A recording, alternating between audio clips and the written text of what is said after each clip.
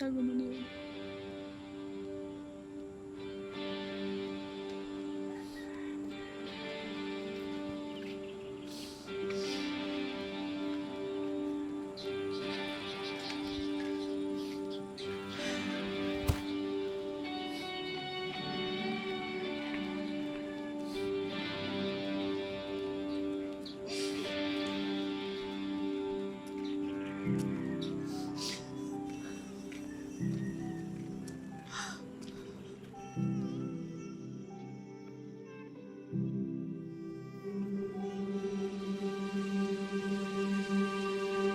Oras lang sambahin ang ngalan mo,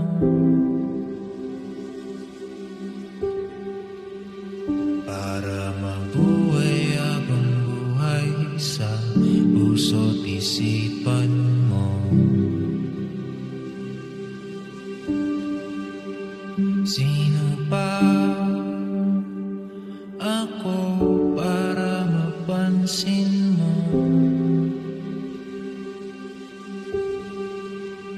Mga dalangin ko sa'yo, sana'y pakinggan mo.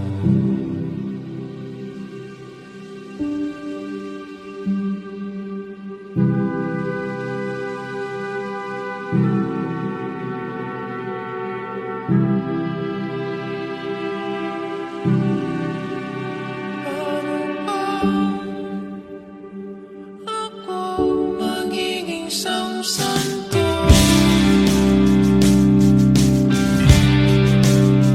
para kasama kita dyan sa tabi ng trono mo.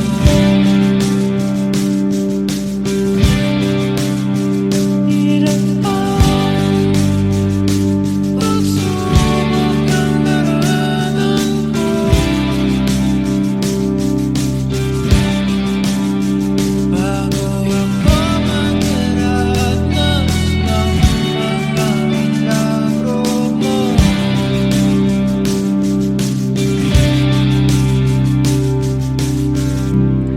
Hi. Hi.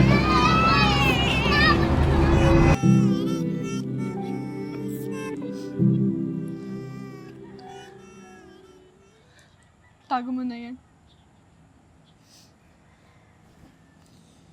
I'm sorry.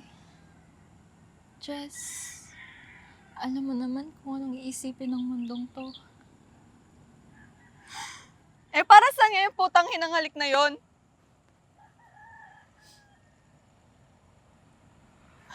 May ibig sabihin ba sa'yo yon? Para saan nga yun, Hale? Jess, habang tumatagal, nagsisimula na ako magkagusto sa'yo. Pero, tatakot ako. Saan, Hailey? Saan? Takot ako. Kasi, may boyfriend ako. At, sasaktan ko siya. At, At ano? tatakot ako. Baka mahusga ng ibang tao. Alam mo naman na religious yung family ko, di ba? Hindi nila tanggap ng ganitong klase ng normal.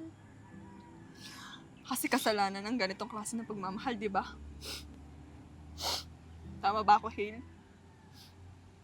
Tama ba ako? Putang ina. Hindi. Hindi, Jess.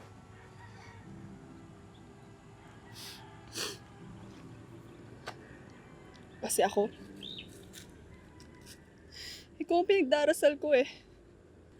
Pero parang hindi ito kabilang sa mga dasal na tinutupad niya eh. Pero kahit ganun, kahit kasalanan na mahalin ka, mas pipiliin ko na maging makasalanan.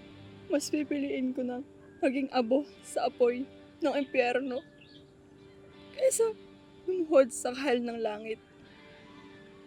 Kasi mabubuhay akong magsisisi kung hindi kita minahal eh.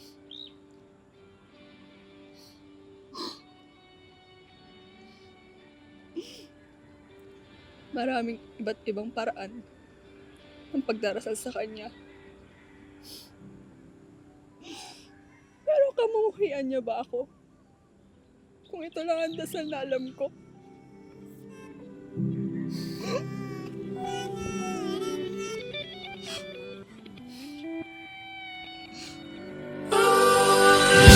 Kay nandito lamang pala sa lupa, at ang impyerno ay nasa isipan ko, at pinalimot ng iyong ganda. Umaawit ang mga anghel, umaawit ang mga anghel. Nabiriwang sila nung magkasama kita, huwag ka sanang mawawala.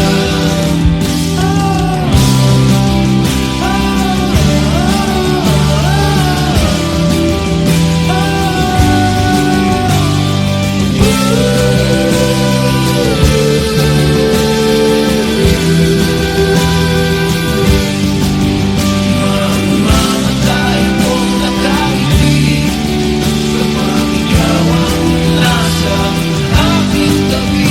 Nabubuhay akong nagsisisi kapag sa araw hindi kita mapangiti. Kalapastangan ng di ka ibigin, kalukuhan ng di ka isipin. Kapag mundo ay biglang umunawin, ikaw ang unang kong hahanapin.